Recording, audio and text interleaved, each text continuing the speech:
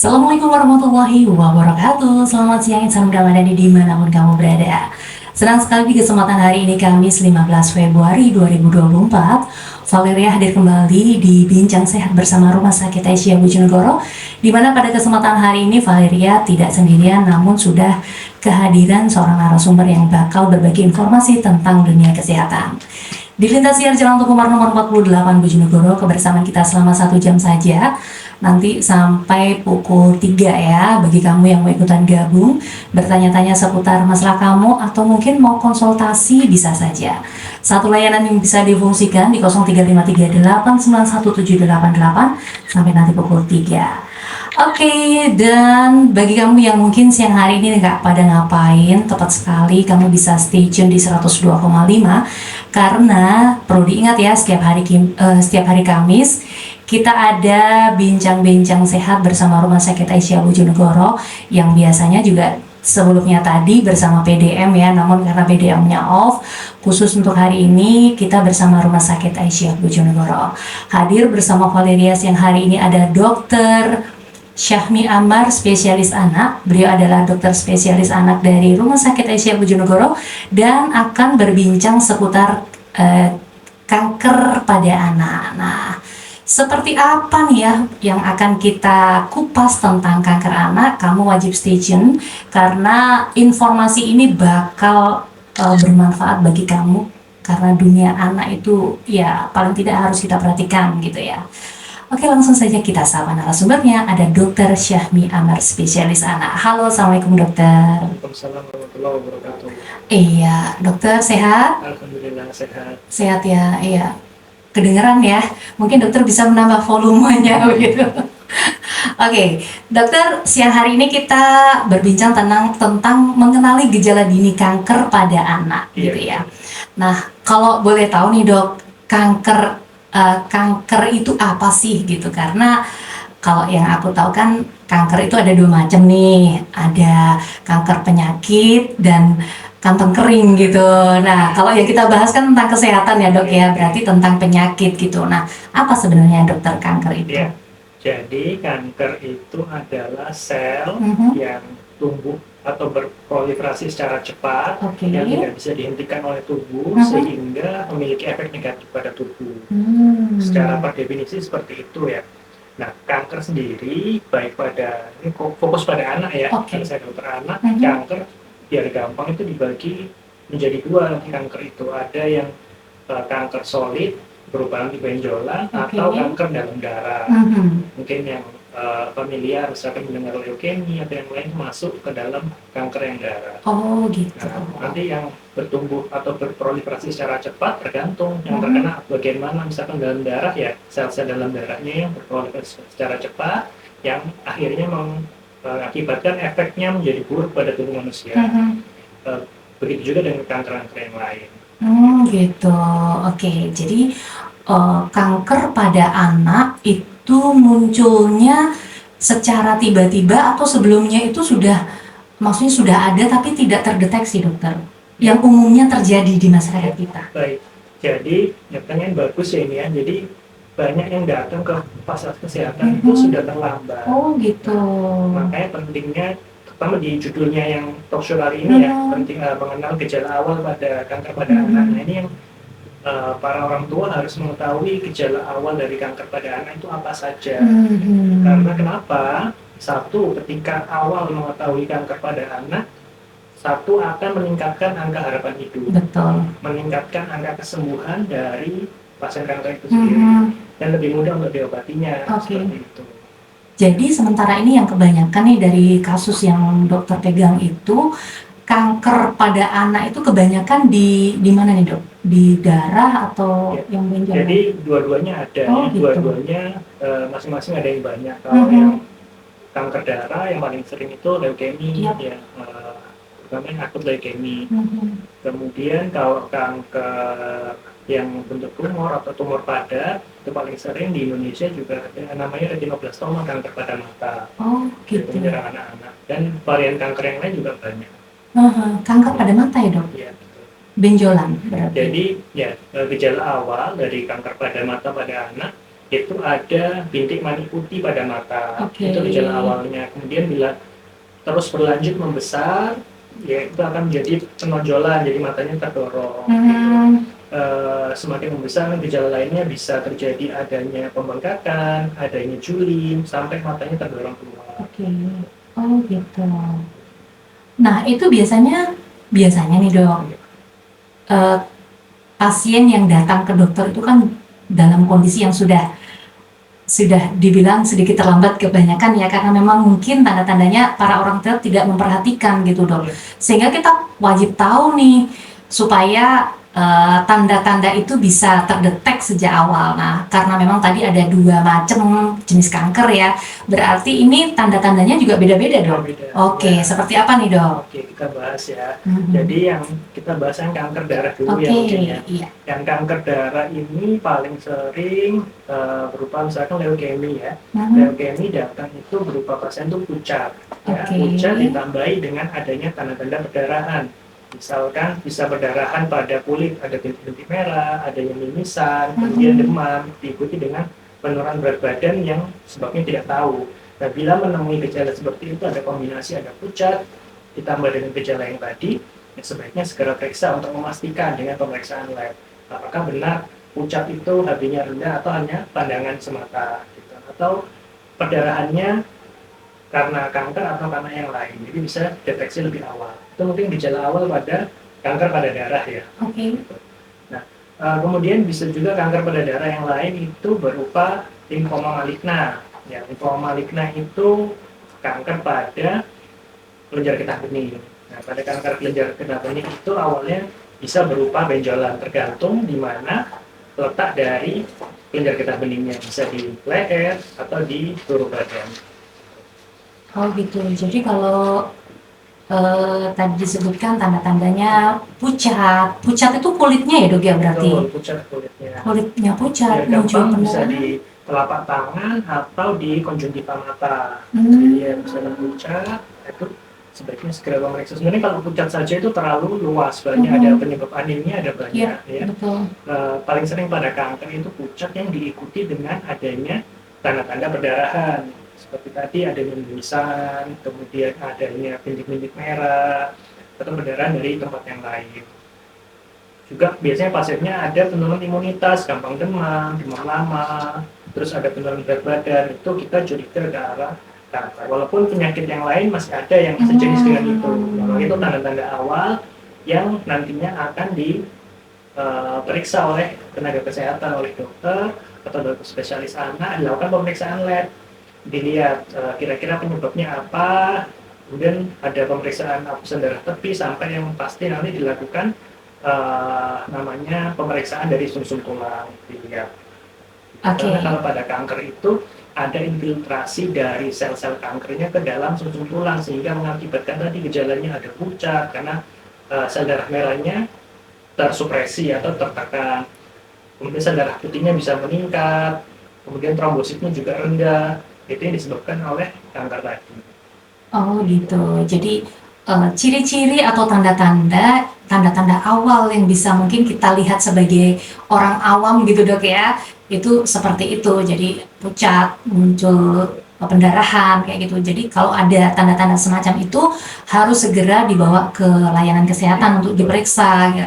Kalau nanti dengan ketemu dokter kan bisa dicek dengan pemeriksaan darah itu tadi ya dok ya, gitu. Nah tadi disampaikan juga bahwa tanda-tanda itu bisa muncul untuk penyakit lainnya, bukan hanya untuk kanker aja, sehingga untuk memunculkan diagnosa harus melalui beberapa pemeriksaan itu tadi. Itu tadi kalau berhubungan dengan kanker darah ya. Kalau kanker yang apa tadi dok? Tumor padat, yang solid tadi ya, itu tadi berarti tandanya akan kelihatan dok ya? Berarti benar-benar muncul gitu ya? Benar-benar muncul gitu.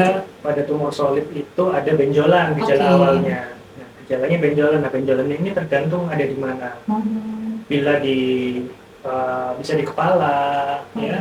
Di kepala nanti gejalanya berbeda dengan di perut pastinya. Berbeda dengan adanya di tulang dan tumor-tumor yang lain. Berbeda dengan munculnya di mata. Gitu. kita bahas dulu yang mungkin dari kepala ya, dari atas biar gampang ya. Yeah. Dari kepala itu paling sering adanya muntah tanpa mual sebelumnya, ada muntah proyektil, jadi muntahnya langsung banyak gitu, langsung menyembur muntahnya. Sebelumnya diikuti dengan adanya pusing yang progresif, jadi pusingnya itu terus menerus, semakin hari semakin memberat, utamanya pada pagi hari. Nah, kalau ada tipe pusing seperti itu, sebaiknya periksa. Kita lakukan pemeriksaan bila ada tanda-tanda seperti itu. Pemeriksaan awal kita lakukan CT scan untuk dilihat di mana letak dari tumor tersebut. Nah, gejala yang sudah terlambat mungkin bila tumor itu semakin membesar, tergantung ya letaknya di otak bagian mana, itu akan mengganggu pergerakan ya. Ada gangguan kelemahan, baik kelemahan tubuh bisa setengah tubuh atau gangguan yang lainnya, gangguan bicara atau yang lainnya, tergantung letak dari si tumor itu sendiri. Itu yang tumor kepala ya. Iya. Kemudian tadi itu kita sudah bahas sedikit tentang tumor mata ya awal tadi ya. Namanya kalau tumor di mata itu namanya retinoblastoma paling sering.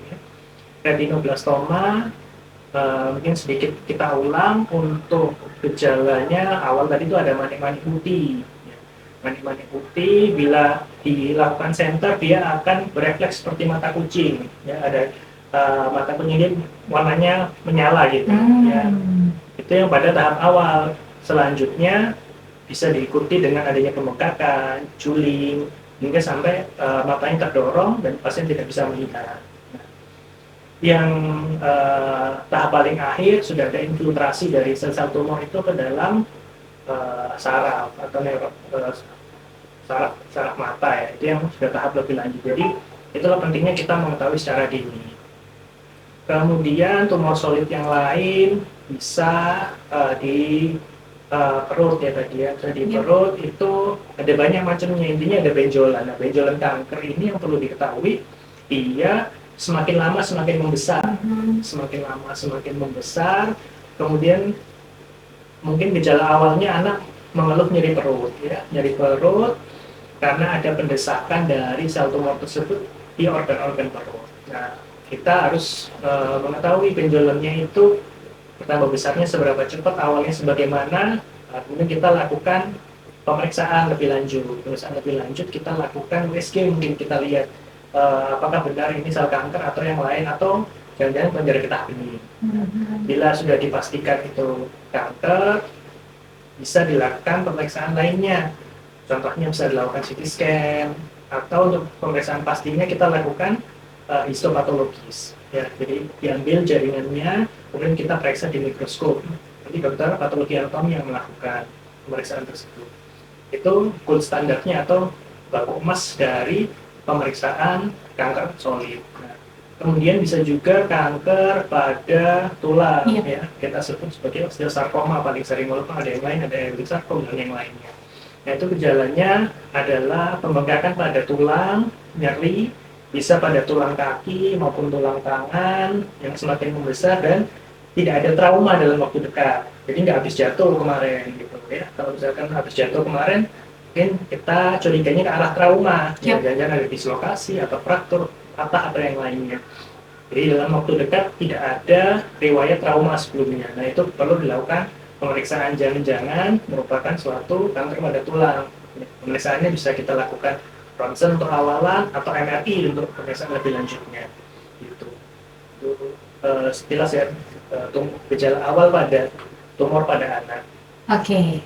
Jadi tumor solid tadi bisa muncul di kepala, perut, tulang, ataupun di mata gitu dok ya. Berarti kalau muncul di kepala, contoh nih, berarti muncul benjolan gitu, atau di dalam juga bisa gitu ya? Iya, jadi seringnya sih di dalam kepala ya, bukan di tulangnya. Ya. Di jaringan otaknya bisa, atau di dalam kepalanya itu, sehingga gejalanya memunculkan gejala-gejala seperti tadi.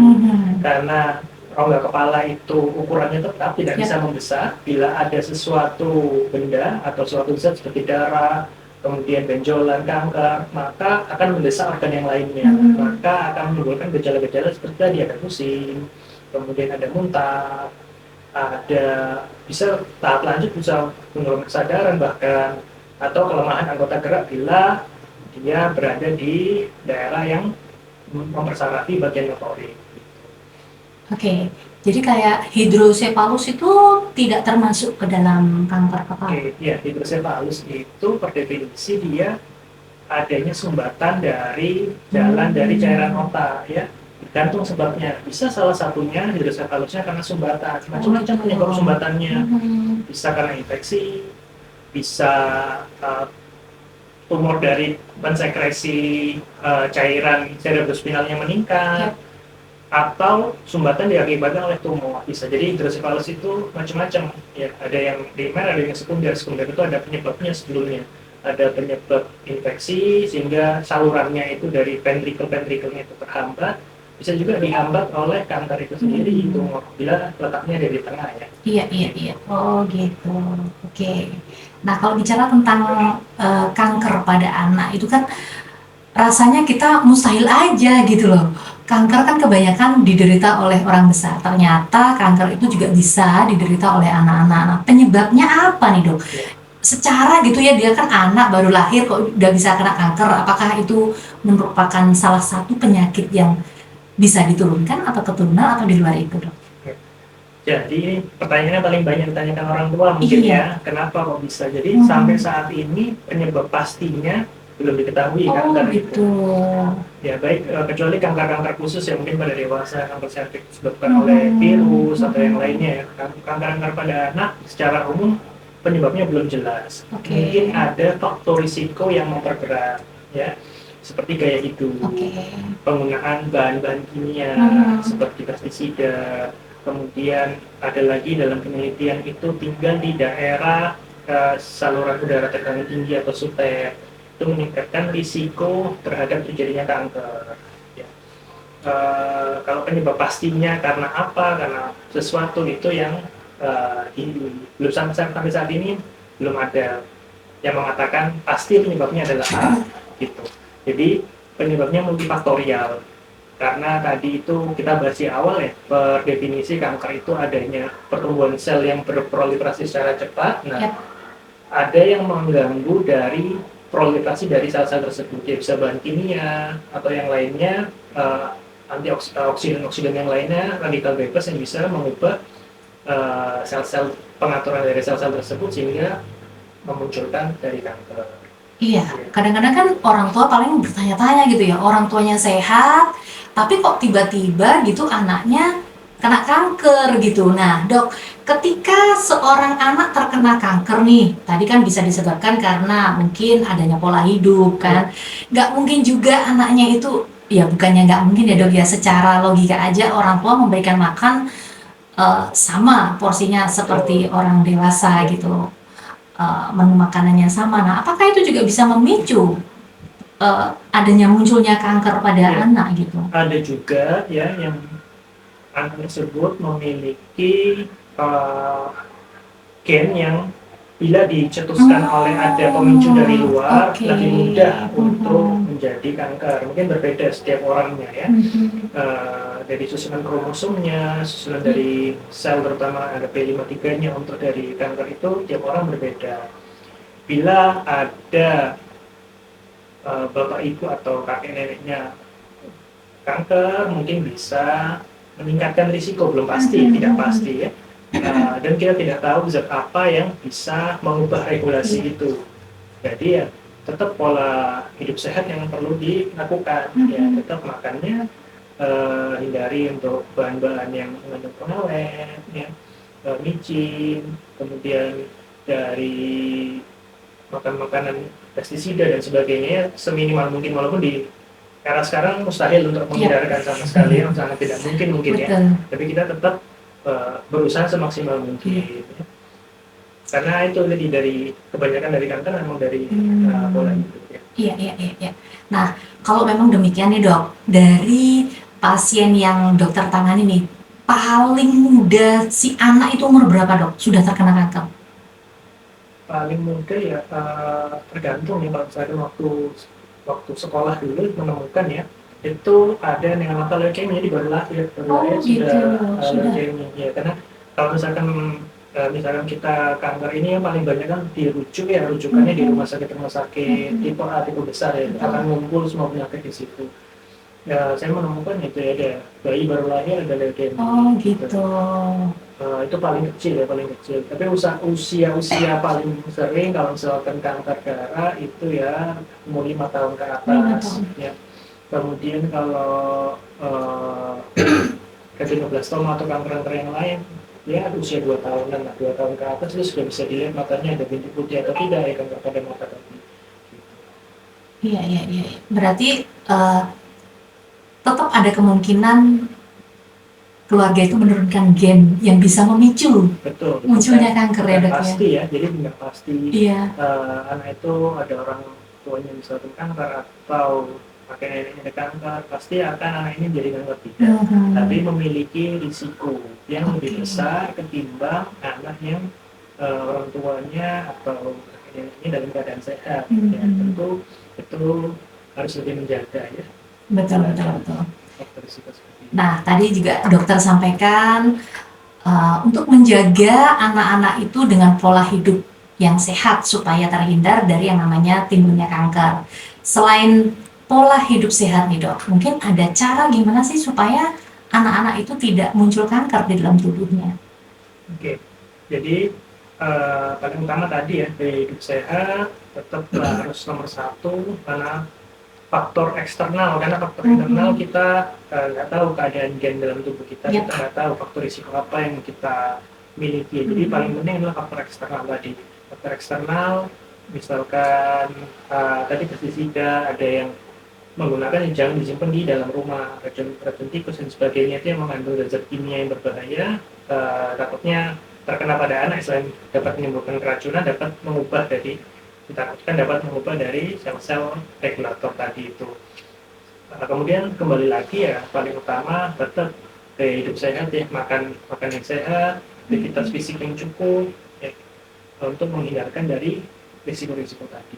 Ya, karena sampai saat ini memang belum ada sesuatu yang jelas ini dapat menimbulkan kanker A, zat B dapat menimbulkan kanker. Jadi semua hanya meningkatkan faktor risiko. Jadi secara umum baru kita bisa bilang. Oke, kalau kita tahu nih baca-baca artikel gitu, kanker itu kan pembunuh nomor 1 mungkin dok ya? Ya Mbak Ana, ya mungkin ya. Tetap ya angka kematiannya mungkin lebih tinggi gitu ya.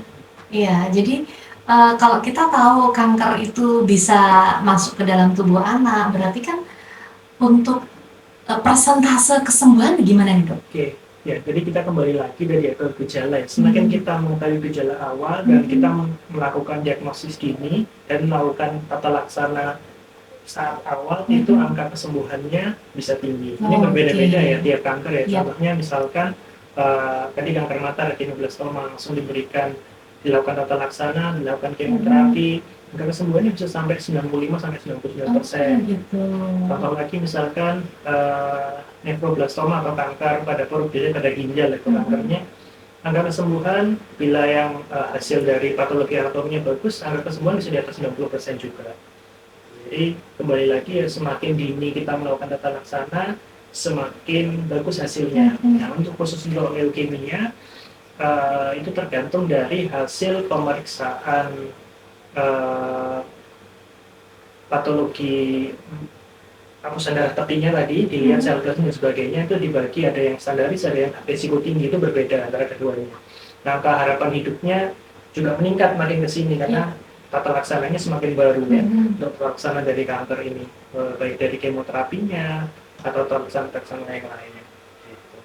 Oh ya, paling penting juga yang meningkatkan dari keberhasilan dari terapi adalah tata laksana gizi. Jadi kalau misalkan anaknya gizinya bagus, risiko kekambuhan dari kanker, baik kanker itu mau kanker darah atau kanker solid, risikonya akan menurun ya bila gizinya baik, dan tata laksananya hasilnya akan lebih baik. Gitu. Nah dokter, kita flashback satu hal lagi nih. Tadi tentang tumor solid yang ada di perut tadi. Berarti untuk histopatologisnya itu melalui operasi dulu gitu dok ya? Iya, biasanya gitu. dilakukan tergantung letaknya ya. Letaknya biasanya sih dilakukan operasi diambil, karena kalau misalkan kelihatan benjolannya bisa kita lakukan FNAB namanya, hanya pakai aspirasi saja ya, diambil cairan. Tapi kalau misalkan sulit, biasanya dilakukan diambil, kemudian dilakukan pemeriksaan patologi anatomi untuk memastikan jenis kankernya apa, karena regimen dari kemoterapinya berbeda antara kanker satu dan kanker yang lain. Jadi sebelum itu wajib dilakukan pemeriksaan patologi anatomi. Oh gitu. Oke, oke. Oke, insan muda madani dimanapun kamu berada, masih bersama Valeria dan juga Dokter Amar. Panggilannya dokter siapa nih? Syami. Oh, dokter Syami. Oke, dokter Syami ya. Di 102,5 kamu masih bisa berpartisipasi di satu layanan saja di 0353891788. Kalau kamu ingin konsultasi seputar kanker yang terjadi pada anak, mungkin ada keluarga atau mungkin saudara kita gitu ya, bisa saja langsung bertanya dengan dokter Syami tentu saja. Nah, dokter berbicara tentang kanker tadi kan, kalau di kasus dewasa itu mungkin angka kesembuhan bisa dibilang itu tadi semuanya tergantung kepada semakin cepat terdeteksi akan semakin mudah diobatin gitu.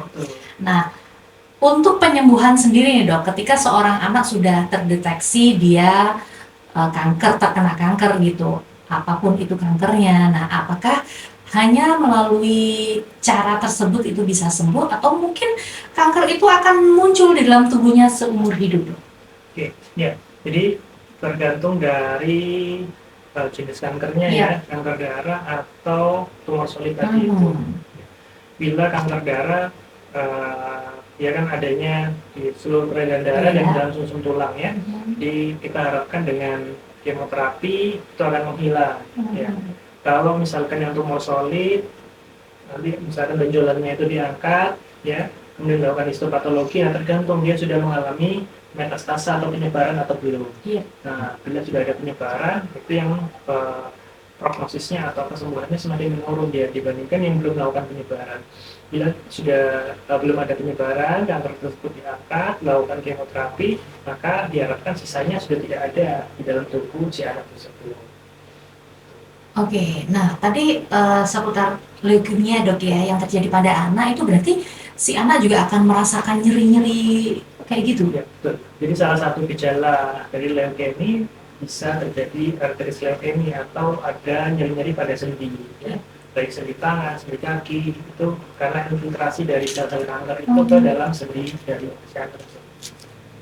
Berarti dia kalau ibaratnya di kemo nanti akhirnya ya? Ya, salah satu tata laksana dari kanker kita lakukan kemoterapi sambil dilakukan terapi patologi nutrisi juga pada anak. Oke. Yang saya tahu nih dok, orang kalau di kemo kan biasanya macam rambut rontok, kulit kering. Nah itu apakah juga sama terjadi? Sama ya. Waduh. Pada anak-anak ya, secara kemoterapi itu kan semua sel ya, termasuk dari sel rambut akan mengalami ternyata kebotakan ya. Jadi dia akan tumbuh lagi sel-sel rambutnya ketika selesai dari kemoterapi. Oke. Berarti tidak bisa diprediksi ketika seorang anak terkena kanker itu sembuh atau tidak ya tergantung pengenalan gejala awal tadi dok ya. Gejala awal dan kanker apa. Misalkan di kanker yang limfoma maligna misalkan ya, limfoma maligna ada kanker pada kelenjar getah bening, sudah dilakukan kemoterapi, bisa kita lakukan misalkan PET scan untuk melihat di bagian-bagian tubuh lain masih ada nggak dari sel-sel kanker tersebut.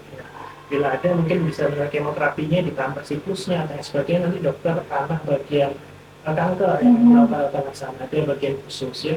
Jadi kalau misalkan kami dokter anak umum hanya mengetahui gejala, bisa mungkin melakukan diagnosis ini, kemudian kami rujuk ke dokter anak bagian hematologi dan onkologi, jadi bagian kanker darah dan kanker pada anak ya, kita untuk melakukan tata laksana lebih lanjut. Gitu. Oke. Dan dari sekian banyak kanker nih dok yang diderita pada anak, yang paling ganas dok? Sampai saat ini mungkin leukemia yang high risk ya, jadi angka kesembuhannya juga masih rendah dibandingkan kanker solid yang lain. Gitu. Jadi itu datang leukositnya tinggi di atas 100.000, terjadi hiperleukositosis, itu efeknya nggak ada. Oh gitu ya. Ini ditemukan. Jadi Oke. tergantung lagi. Jadi diagnosis dini itu penting juga pada anak-anak karena meningkatkan angka kesembuhan dan angka harapan hidup. Iya betul. Nah, ada juga nih iklan di luar nih dok. Ini nih obat ini bisa menyembuhkan kanker. Nah, gimana nih menurut dokter nih? Iya, jadi kalau kami ya tenaga medis itu harus dilakukan penelitian terlebih dahulu. Oke. Semua karena kan menyangkut manusia ya. Yap. Menyangkut manusia, kalau misalkan di dunia medis itu bertahap, nggak bisa langsung diuji coba ke manusia langsung. Jadi kita ada zat, dicoba dulu ke hewan, lihat efek sampingnya bagaimana, ada kemudian naik misalkan aman, baru dilakukan penelitian manusia dengan sampel yang terbatas gitu, baru sampai bisa dilakukan sebagai tata laksana. Dan dosisnya, dosis berapa yang terapi, dosis berapa yang untuk yang berbahaya itu sudah diketahui, itu yang akan digunakan. Nah, kalau misalkan obat-obat yang sudah diiklankan, nah saya kurang tahu ya, karena hasil dari penelitian sudah tidak ada. Jadi saya tidak bisa berkomentar. Testimoni ya dok ya? Testimoni ya, kalau di testimoni aja. Iya. Tidak dipakai ya sebagai standar pengobatan. Iya, dan belum direkomendasikan kayaknya jauh. Iya. Oke. Nah, Insan Muda Madani ternyata nih ya kalau kita bicara masalah kanker anak ini sebenarnya hal yang perlu dikhawatirkan, walaupun sebenarnya nggak perlu terlalu khawatir juga gitu ya. Tetapi kalau ada tanda-tanda yang tadi seperti Dokter Syami sampaikan, ada muncul di anak-anak kita, saudara-saudara kita ya, tidak ada salahnya. Apapun itu tanda-tanda yang tidak normal ya dok ya, kalau ada di dalam tubuh kita pun harus segera ke layanan kesehatan supaya lebih tahu nih ternyata ada apa di dalam tubuh kita, bukan hanya kita memikirkan ini entah jangan-jangan kanker, muncul benjolan dikit aja di kanker, nah jerawatin aja kanker gitu. Muncul kalau nggak ada uang itu muncul jerawatnya gitu. Oke, dokter, ternyata kalau kita bicara masalah kanker memang hal yang ngeri-ngeri sedap gitu ya. Itu pada anak aja, pada dewasa apalagi yang mungkin lebih banyak gitu ya, karena memang pola hidup mereka juga berlatar belakang dulunya. Nah, kadang-kadang yang kita nggak habis pikir tuh anak gitu, anak baru kemarin lahir sudah kena sakit kayak gitu kan. Kadang-kadang banyak nih masyarakat kita nanya, ini dari mana asalnya? Orang kayak gitu, tadi sudah disampaikan dokter juga, ternyata seperti itu ceritanya. Oke, nah dokter, sebelum kita akhiri perbincangan kita pada sore hari ini, mungkin ada closing statement yang bisa disampaikan kepada Insan Muda Madani terkait kanker anak. Silakan. Ya, terima kasih.